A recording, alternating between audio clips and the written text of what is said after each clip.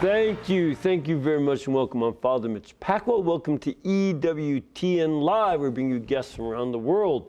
And today we'll be talking with the Archbishop of San Francisco about showing the beauty of God through music, liturgy, and the arts.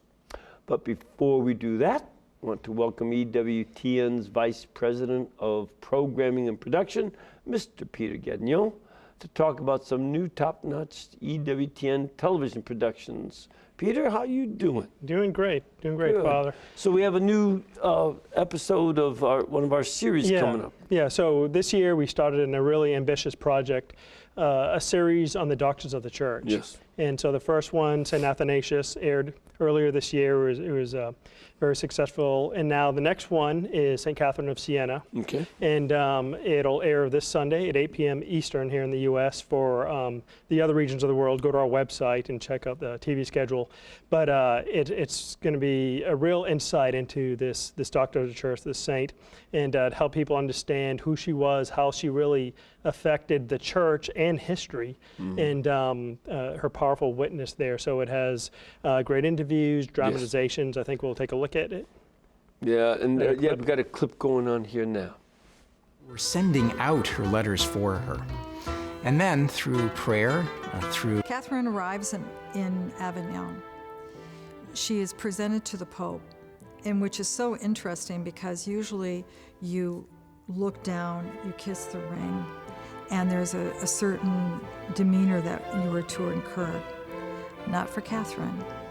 Catherine looks up with that joyful countenance of hers, calls him Papa, and encourages him, you need to get back to Rome. I paraphrase, of course, but essentially that's the heart of her message to him, to not be afraid. She is telling him, you are the vicar of Christ. Do what Christ is asking you to do. All right.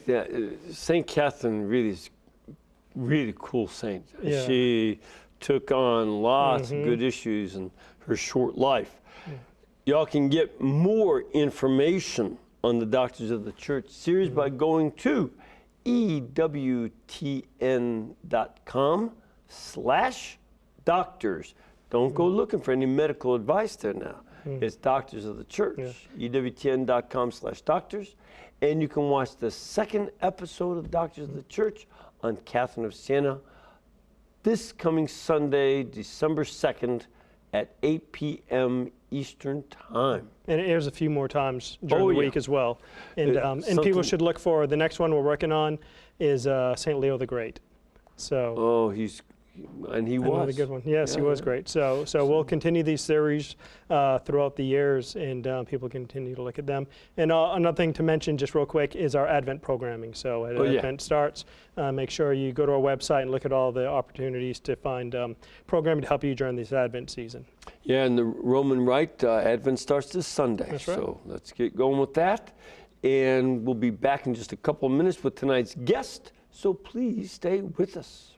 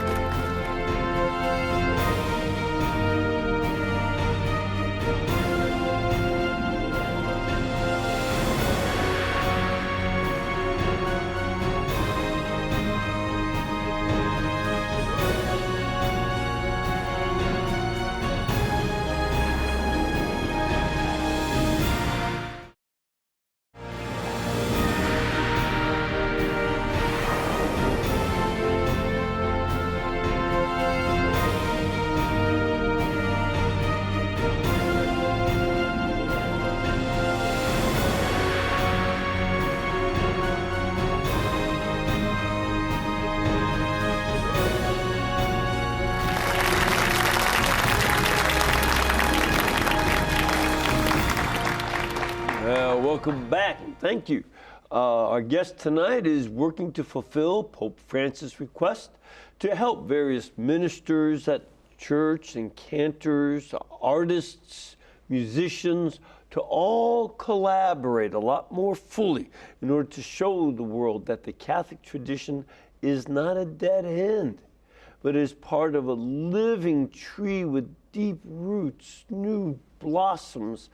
And one of the avenues for that expression is the Benedict XVI Institute. A little clip we want you to take a look at.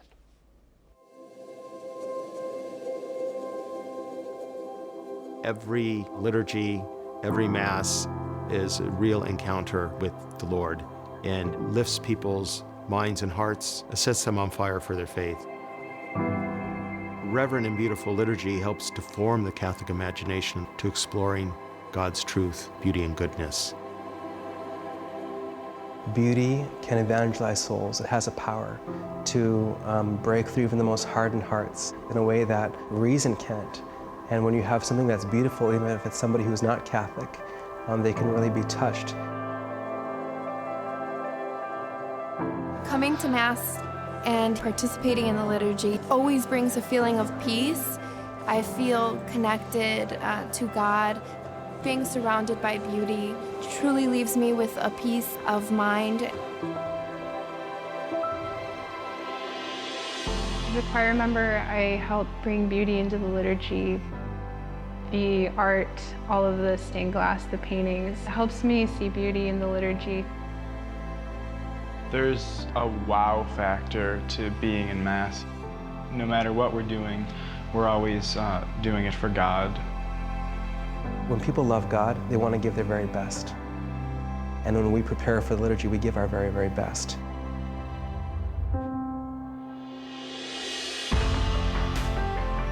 The liturgy is about God. If God himself is beauty, then the liturgy must reflect his beauty. The liturgy really is a divine action. It's a participation in the worship of the saints in heaven. The different elements of the liturgy reflect our expression of our praise and glory to God and how it connects us back to the mysteries of our salvation.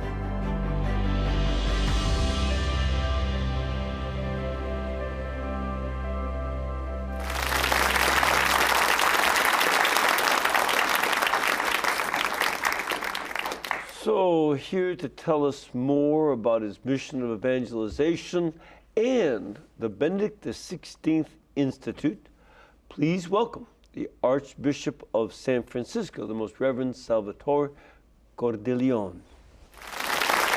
Thank you, Father Mitch. You and I go back a few years. We do, quite a ways, 25 yes. years when you were a pastor down in Diocese of San Diego, Yes, right yeah. near the Right on border the with border. Mexico. Yes, I Yeah. cherish those memories still. Oh, those are great times. And now you're doing this now. I want you to clear up confusion. I feel like Columbo. I just have a few more questions. That, you're doing this institute in San Francisco. Why are you showing St. John Cantius Church in Chicago? Well, we had a connection with the people doing the video there. Okay. Okay, that's good. And they're kind of ahead in the game of demonstrating the beauty and sacredness of the liturgy, using both forms plus Byzantine rite, all the traditions that we have come together there. Yeah, it's a wonderful place. In fact, that's where my father was baptized a long time ago, and it's a beautiful church. Any of you ever get to Chicago, do go to St. John Cantius. It's stunning. Yes, it is. The liturgy is beautiful, beautiful. Now, what is it you're trying to do apart from St. John's, but over in San Francisco with this Benedict XVI Institute? So the full name of the institute is the Benedict XVI Institute for Sacred Music and Divine Worship. So music is the heart of it, but there's more to it than that. And that certainly fits with his personality. He was a fine musician himself. Yes. He used to just to relax. He didn't sit and watch a football game. He'd play Mozart. Right. And he's given us so much in terms of his teaching on the liturgy and modeling of that for us. So we're taking the inspiration from him. It's really a two-pronged mission. One is to provide practical resources for parishes for more beautiful and reverent liturgies. So it has kind of this practical aspect to help parishes that are interested in doing more in that area to have those resources available. And the other prong is to re-energize a Catholic culture of the arts. The church has always been such a great patron of the arts and champion of the arts, and that's really died down in the last about 50 years. You know, we've lost that, and we built Western civilization, and a lot of that came through the arts. So we feature the work of Catholic artists in their different areas of art, and a full range of art, not just music and painting, but dance and literature and all the areas of art. We have an online magazine, Catholic Arts Today. They can find on the website that features that. Some of the initiatives we've taken kind of merge the two. One we have coming up soon that is very promising is we're calling it the Mass of the Americas. So in the Archdiocese of San Francisco, we have an archdiocesan-wide celebration of Our Lady of Guadalupe on the Saturday before the actual feast day, December 12th. In fact, this year is the 25th anniversary of that. It begins with the procession south of San Francisco, a 12-mile procession. Wow. Starts at 6 a.m. 30,000 people at some point or another participate in this procession. So this is a major celebration the whole year for us. Well, this year, that Saturday before December 12th is December 8th. So we'll be celebrating the Mass, the Solemnity of the Immaculate Conception, as we honor Our Lady of Guadalupe. Nice. So I thought, what a perfect opportunity to hold up Our Lady as the mother of all of God's children, who unites all of God's children from different cultures, from different sides of the border, from different socioeconomic groups and legal status and all that. We're all united as one family. And Mary is our mother who unites us. So I commissioned a composer of sacred music in the Bay Area, Frank LaRocque, is quite renowned, to compose this Mass of the Americas, to write sacred music, but I asked him to incorporate the melodies of the popular songs that the Mexican people sing for Our Lady of Guadalupe, so this will have resonances with them.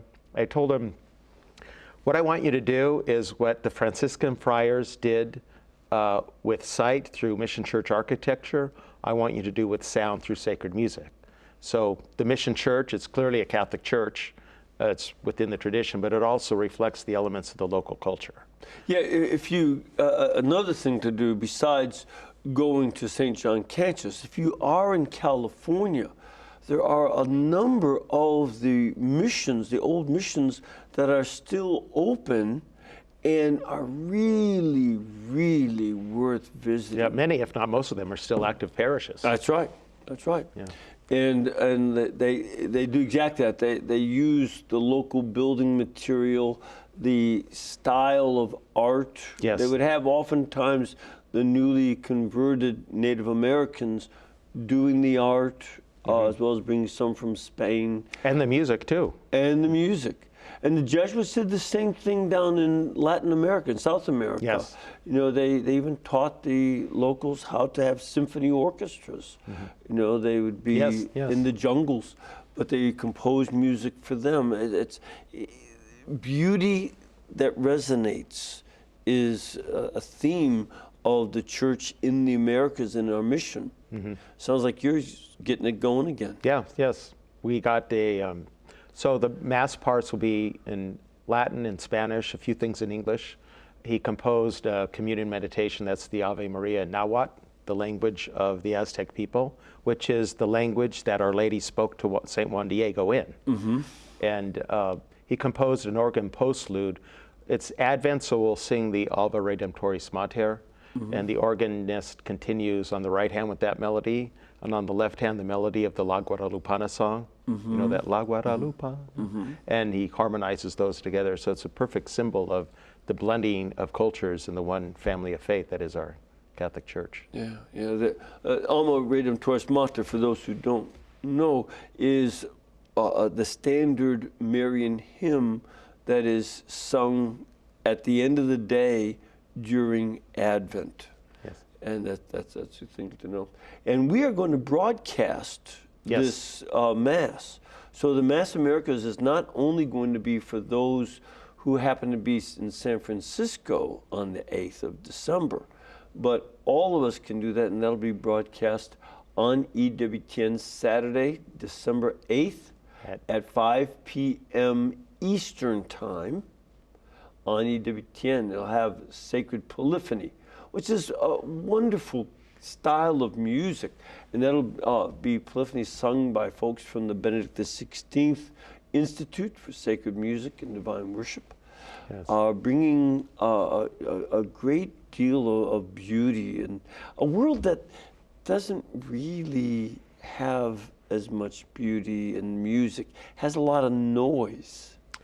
Yes, and a lot of ugliness. A lot of ugliness. But people indeed recognize beauty when they hear it or when they see it. Yeah. I had a mass at the seminary over the summer for, we had a week of sort of like a camp for high school boys who might be interested in the seminary. I had the closing mass. The parents were there. And we have a teaching choir now that goes to parishes to teach them how to sing chant. And they sang for the mass. And they sang one of Frank's compositions. He wrote a Tantum Ergo that's amazingly beautiful. And people were moved to tears. And they hadn't heard this before because, you know, they're younger than we are. So the parents nowadays, hate to tell you, but no. But so they didn't even grow up with this. So they were hearing it for the first time and were moved to tears at how beautiful it was. Yeah, I'm well aware that some of the young parents could be my grandkids. You know, so that's time moving along. Yes.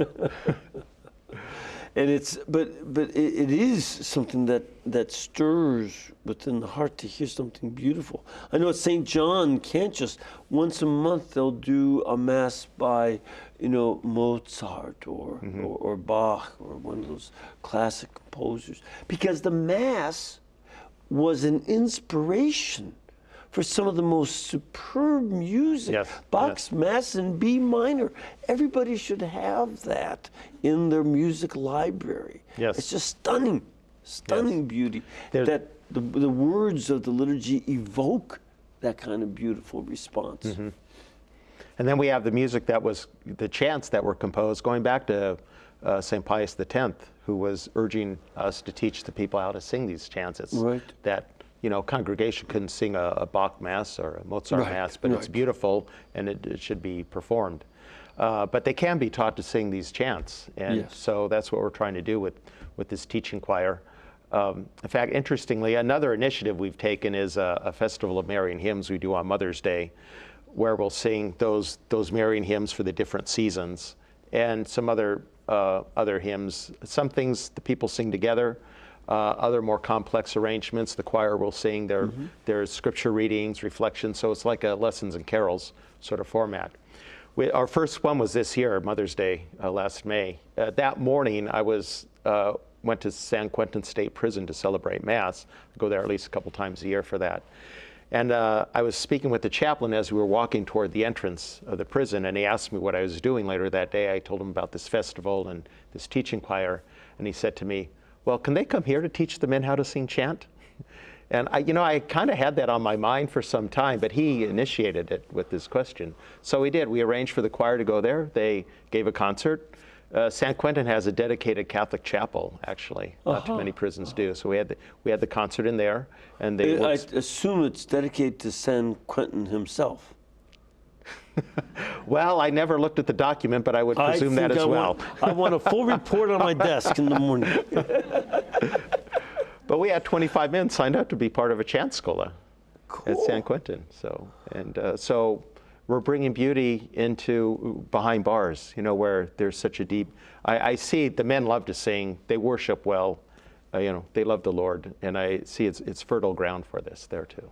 There's a friend of mine, Eric Jenius, is a superb pianist, a superb musician and composer. And he does the same thing, goes into prisons and does concerts. And it's just something that stirs the men, where there's not a lot of beauty. That's another place where there's a lot of noise. And C.S. Lewis had a great point that hell is characterized by noise and heaven by music and harmony. This is something to pay close attention to when we hear things being put in concerts. That's a good thing. But here's one of the questions I have for you, because both of us have come up at a time of a lot of transition. Did you go to minor seminary? No, I started in college. Started in college. Well, I started in minor seminary. So I saw a lot of changes over the years. And one of the tensions is in regard to liturgy. Is the liturgy meant to express what we have in the culture, or is it meant to raise us up to heaven? Those seem to be the two approaches to the liturgy.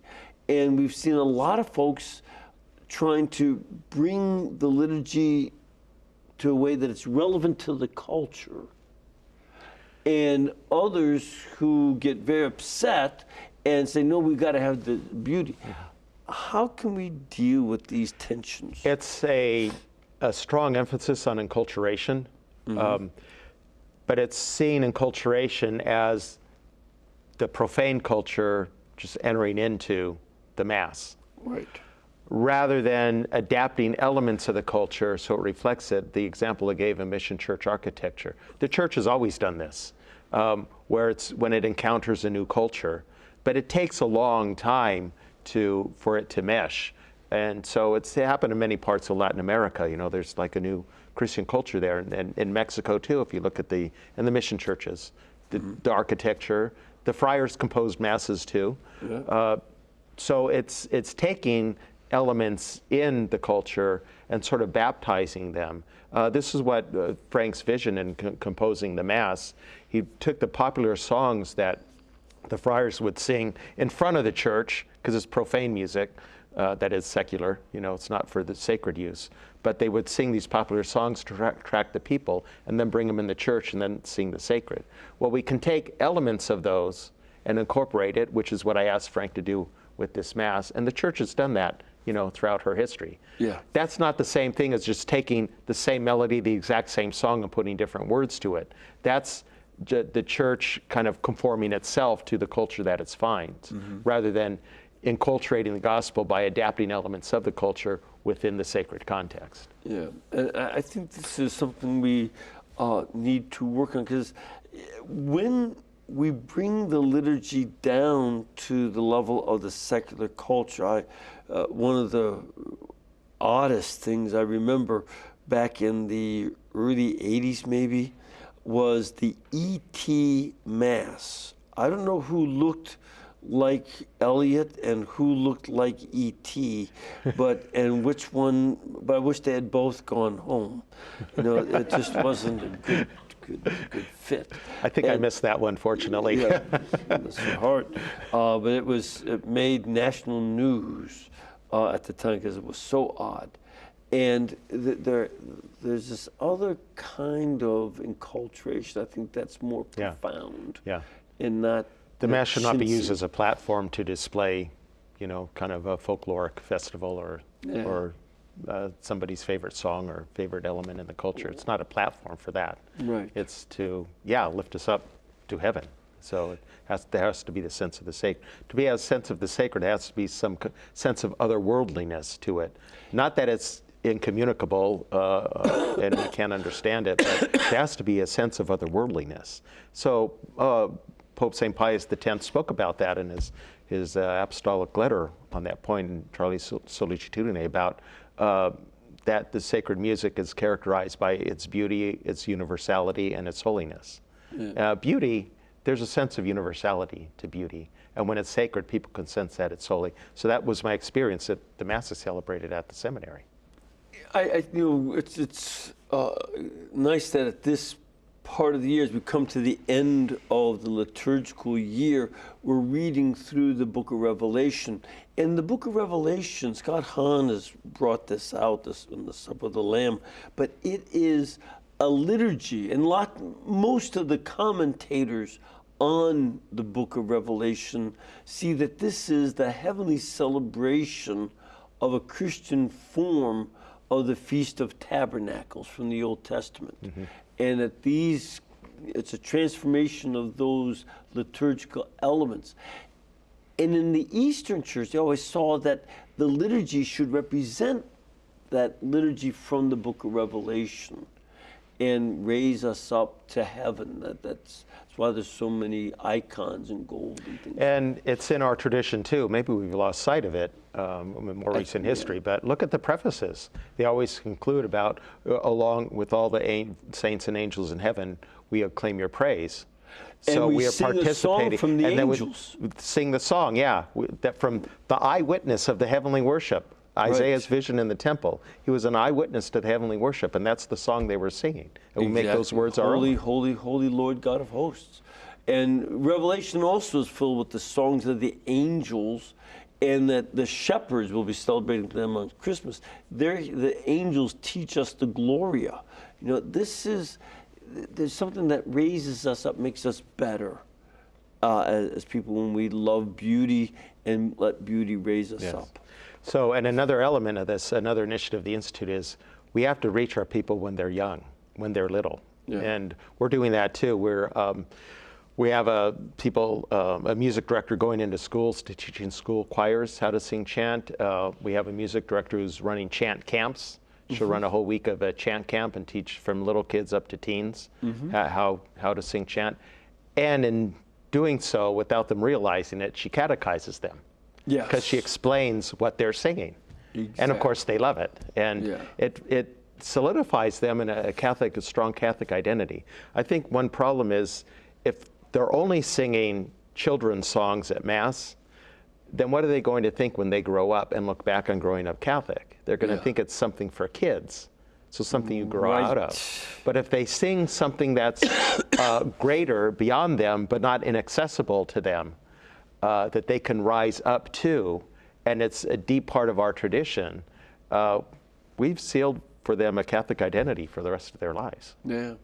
I certainly recall that when I was in grammar school at St. Priscilla's in Chicago, they would teach us, especially for the holy days, for the children's choirs would learn Latin chant. Yes. And Latin hymns, especially. And that was just part of what we did. And they would, again, explain it to us, help us understand, and then it would make us, more part of what was going on in the church. And that was a good thing, at least until our voices changed. They would have us doing that. This is something that's good. And what about the other arts? Going to also be in paint so we have and plastic arts? That would be part of some other initiatives. We have a lecture series. The first one was Barbara Nicolosi, who's the screenwriter in Hollywood, to speak about Catholic Hollywood. Mm-hmm. There is such a thing. Yeah, there is. To give some insights into that. Then we had a day where amazingly we were able to get together on the same day. Dana Gioia is the California State Poet Laureate, very devout Catholic. And Anthony Esalon, the Dante scholar, syndicated columnist, flew out from New Hampshire. They were together for a day. They spoke about the Catholic literary tradition on Stanford campus, and then we had a get together at my residence after that. So we have a lecture series that can take in all these different areas of art. We have the online magazine and featuring the work of Catholic artists. Yeah, there was another interesting area. Just making a suggestion, but there was a Jesuit that I taught with in Chicago, Father Eugene Phillips, and he used to do. He taught English literature, but he would do literature that was in film. And he discovered that it wasn't something he sought, but he noticed that most of the authors of novels that get made into film were Catholics. And that happened after about 14 years of teaching this, that he saw that as a pattern. And not always good Catholics, but they were Catholics. And part of it was they had that sense of the sacramental, the concrete. Exactly. And you could put their novels into great movies.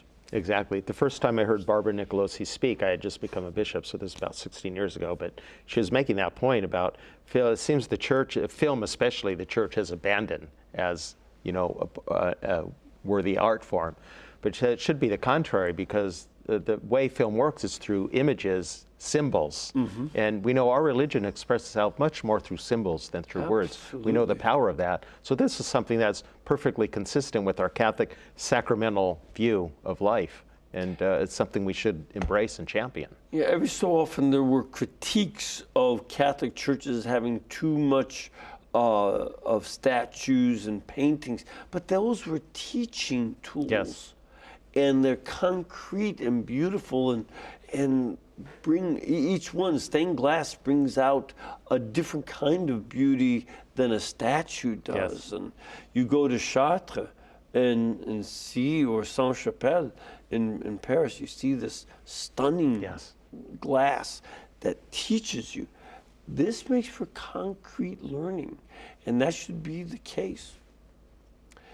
The other thing too, and just going back to music, is one of the problems I sense with music today, Catholic music, is there's a certain kind of what I call public narcissism, in which we are congratulating ourselves for how lucky God is to have us in church. God should be very pleased with God's self to have us as God's people. Exactly, you know, because we're doing this, we're doing that, we are this, we're doing all this stuff, and pay attention up there about how important we are. That seems to be a thing. I think that hopefully your institute is teaching how the focus needs to be on God himself. Yeah, well, by focusing on the sacred tradition, it will. I think it's a two-pronged problem. One is the words. But another is the quality of the music. Sometimes there can be decent style contemporary music, you know, that's worthy of worship, but a lot of it isn't. Right. And so there are two things to look at. But I notice that a lot. This problem of the focus is on the community. It is very narcissistic. Yeah. The narcissism is a quality of the modern culture in general. Psychologists talk about it being a pandemic of clinical narcissism. We should not bring that into our hymnology, and I hope that all the choir directors are paying attention to the words and saying, let's focus on Jesus a lot more than on ourselves. We're going to take a little break, get to your questions and comments. We want you to watch the Mass of the Americas. It will be broadcast from the Cathedral of St. Mary of the Assumption in San Francisco on Saturday, December 8th. It will be broadcast at 5 p.m. Eastern Time on EWTN, featuring polyphony from the Benedict XVI Institute for Sacred Music and Divine Worship. It'll be something beautiful to lift you up, as well as pray. So we urge you to take a look at that. We'll be back in just a couple minutes with questions that you might have for Archbishop Cordileone, so please stay with us.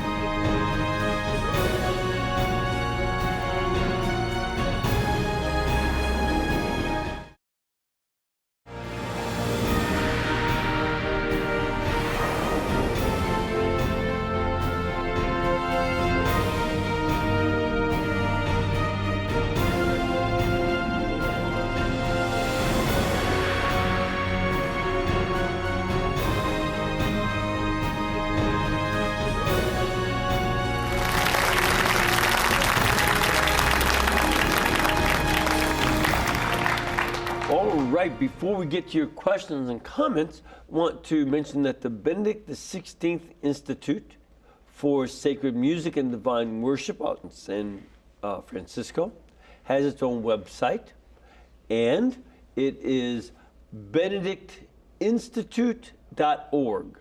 benedictinstitute.org. The email address is info@benedictinstitute.org.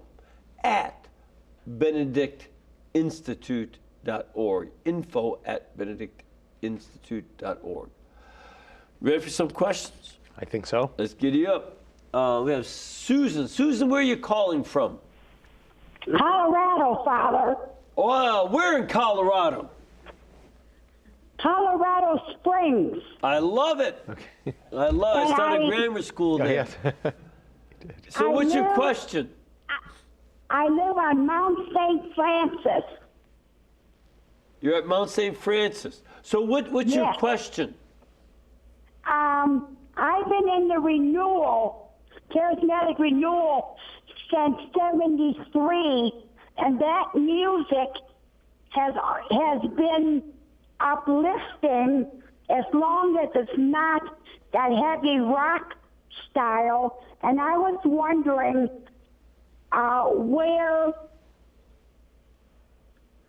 the bishop, how he sees that fitting into the overall music of the church. Okay, so there's a certain number of hymns that are popular in the Charismatic Renewal. Yes, yeah.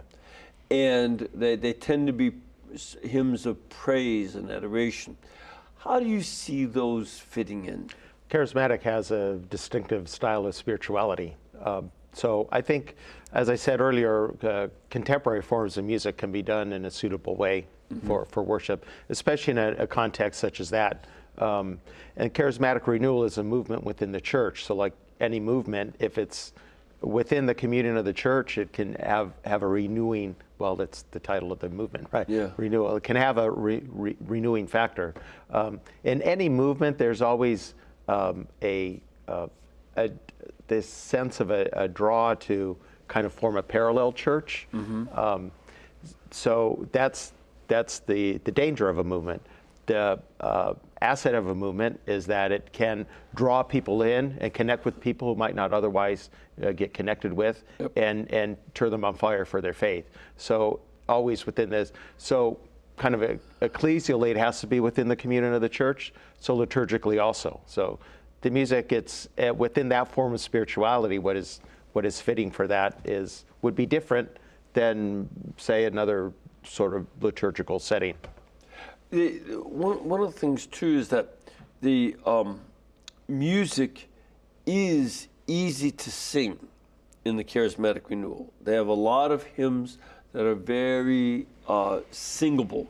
Yes. By people, whether they have musical accompaniment or not. That's always a positive.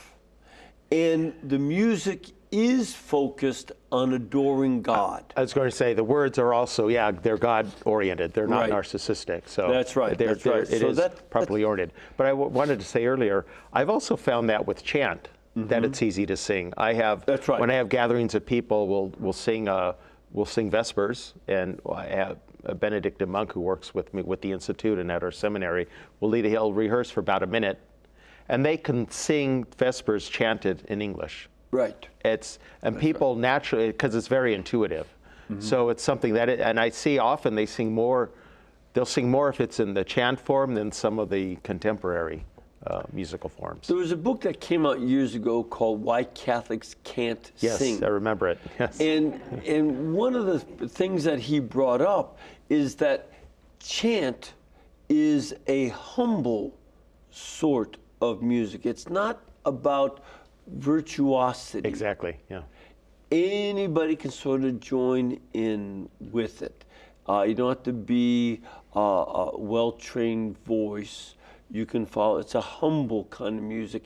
And he also commended the charismatic music for its humble singability and focus on God. And those are some things we should look at. That's not a bad book to get a hold of either. No, it's very insightful. It takes a lot of humility to be a liturgical musician, because a musician in the profane context, it's precisely to express oneself and display one's virtuosity. Right. But it's not in a liturgical context. That also has to be sublimated or subsumed into praising God. Yes. The focus can't be on the musician. Right. So it has to be a real kind of a death to self to be a successful liturgical musician. Right.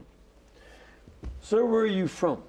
Springfield, Ohio. Good to have you here. Welcome. Most And generally, I question? tell people I'm from my mother, but then they'll ask me what Yeah, city. I know. Yeah. That fits everybody. So we'll take Springfield for now. Okay. So what you got?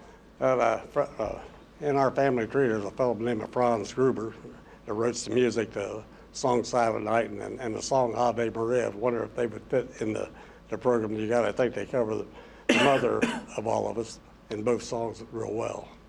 I wonder how you think they would fit into the chant program. So would Silent Night and Schubert's Ave Maria fit into? By the way, this is the 150th anniversary of the composition of Silent Night this Christmas. Ah, that's coming up. I didn't realize that. Yeah. Yes. Traditionally, going way back traditionally in Catholic tradition, the hymns are for the Liturgy of the Hours, not for Mass.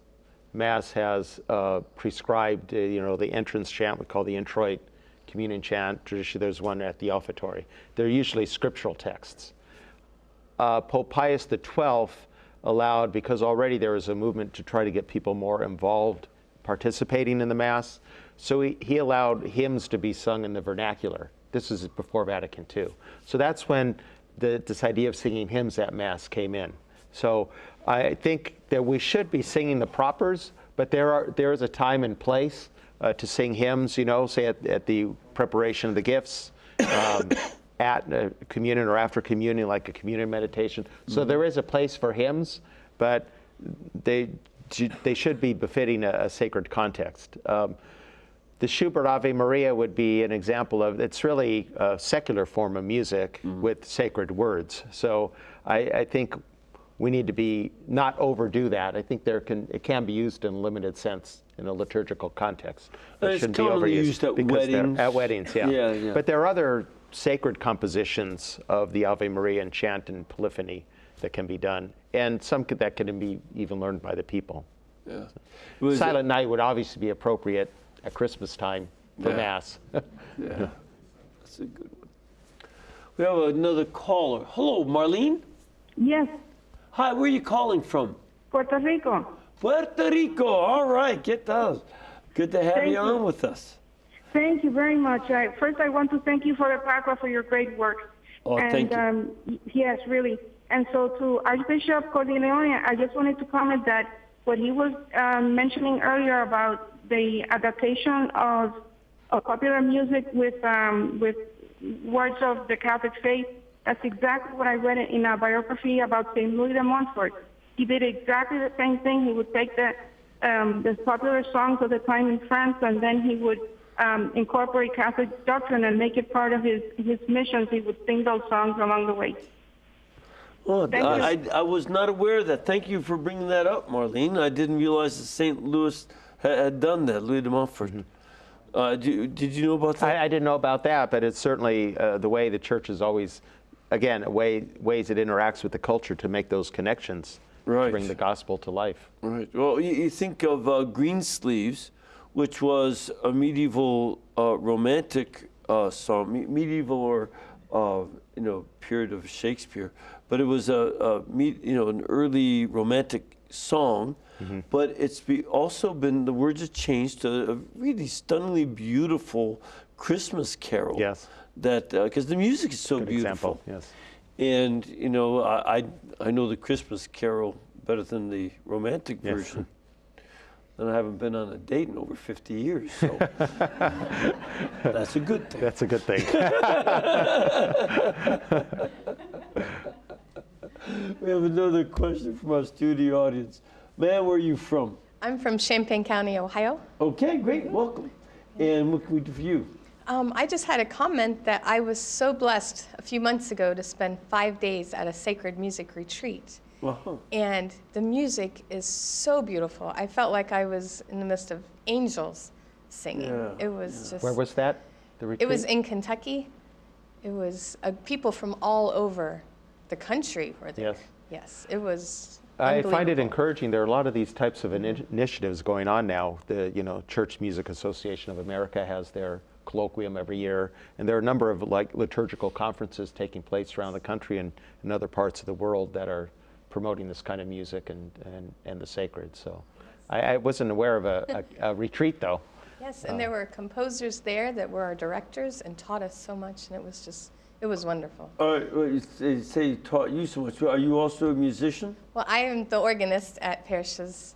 Okay, all right. So this is something that is part of your own experience. So are you incorporating more chant and sacred polyphony in your parish? I'm excited to your begin that pastor in okay our with parishes. that? Our pastor is here with me. And for us to be here tonight on this topic, it's just another thing for me that I'm like, wow, this is something that's really, I'm taking it as a sign, yes, yes. But no, I think that it truly lifts people's hearts and minds to I've heaven. seen that, yes. And I'm excited to, that's what my goal is to do as a musician at church. Well, thank you. That's great. It is nice to hear that there's this groundswell, this grassroots kind of sense. Let's really seek more beauty and worship in the liturgy when we do worship music. And I've heard some fine new compositions by Protestants. This is a very Protestant area. Yes. And I've heard stunningly beautiful music from some of the Protestant communities that, there's nothing in the words that are contradictory to our faith at all, and because they tend to be very focused on God. Yeah. No, there's great traditions of hymnody in the Protestant world, Lutheran tradition, American hymnody, Negro spirituals. Yeah. So there is a lot to draw on that we can also adapt in our Catholic context. Exactly. That a lot of that, the kind of music that people sang on other levels, that, like Negro spirituals, some of them are really wonderful. I know how many parishes use the Negro spiritual. Were you there when they crucified my Lord? And lots of others. I grew up in part in the South, and we sang those in school all the time. It was still legal to sing a spiritual in school, even in this, and that was true of the segregated South. When I lived here as a little boy, we still sang those songs because they're just wonderful. And and Polish Kolędy, Christmas, they're a popular kind of Christmas song, but they express faith and focus on it. So all these things can be incorporated. One of the things I think that's relevant to this too, I'll never forget having a student many years ago who was the editor of one of the music editions. What was the most telling comment that I heard her make was, it never occurred to me to pay attention to the words of the hymns that we're printing. I was basically going for the melodies and how those worked with people, and it awakened in her a desire to have the words be more expressive of faith. Do you find that in your institute that they want to also compose the poetry of faith for the music? Well, there's a deep yearning for the sacred. Yeah. So that would be a part of it, the sacred connecting us with God, not overly focused in on ourselves. And there's also a lot of contemporary music that is just scriptural texts. Yes, so that's right. Those certainly would be, obviously those are suitable to use for worship because they're straight from Scripture. So. That's right. And I think one of the problems in the culture, another difficulty, is that the English language is not being used very well. People don't know grammar very well. Yes.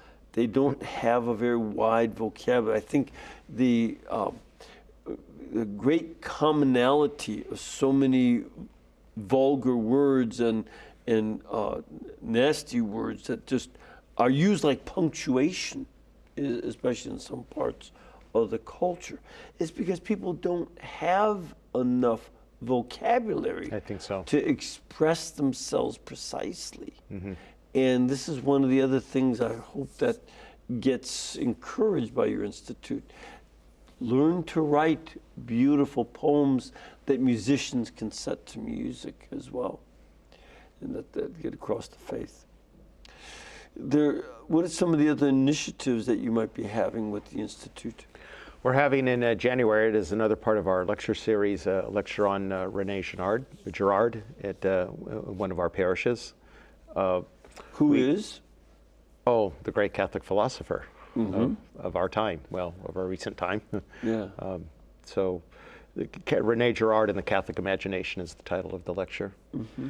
We had Cardinal Arinze, former prefect of the Congregation for Divine Worship, was in San Francisco recently for an event for the celebration of the 40th anniversary of Ignatius Press, which is there, right there in San Francisco. So naturally I asked him to do a few extra things. And he celebrated a Mass at the seminary. We sang Victoria's Requiem Mass. It was November 3rd, so we offered a Requiem Mass. Mm-hmm. And the Benedict 16th choir sang that. And so we've had a number of initiatives such as that happening. Mm-hmm. We had a weekend. Marianne, who teaches the chant camp, had a weekend for parish music directors to teach them how to teach chant to kids. And Marianne's done this all over the place now. And anyone who's interested in having it in their parishes can contact the Institute, and we could set something up. And are the parishes in your archdiocese then responding well to including these initiatives in their liturgy? We've got a decent, we're just starting out now. We started this year, and we have about 12 or 15 parishes that have responded with this, and also have responded with the school choirs, teaching the kids in the school choirs to sing chant. So it's a good beginning. That's a good thing. Something that has to build momentum, you know. Absolutely. Again, we want to encourage you to go check out the Benedict XVI Institute for Sacred Music and Divine Worship.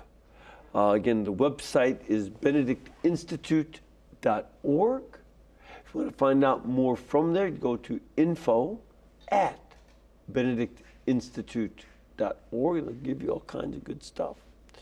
Well, thank you very much for coming all the way out to Sweet Home, Alabama. Thank you for having me on the show. Good to have you here for that. And would you lead us in a blessing? Yes. May the Lord bless you and keep you. May he let his face shine upon you and be gracious to you. May he look upon you kindly and grant you his peace, the Father and the Son and the Holy Spirit. Amen. Thank you for that. And you know, we can bring you these programs plus that new series that we're doing on the Doctors of the Church only because the network is brought to you by you. Mother Angelica felt inspired not to have any kind of advertising and commercials, but to have you keep us in between your gas bill, your electric bill, and your cable bill, and we'll be able to pay our bills too. Thank you, and God bless.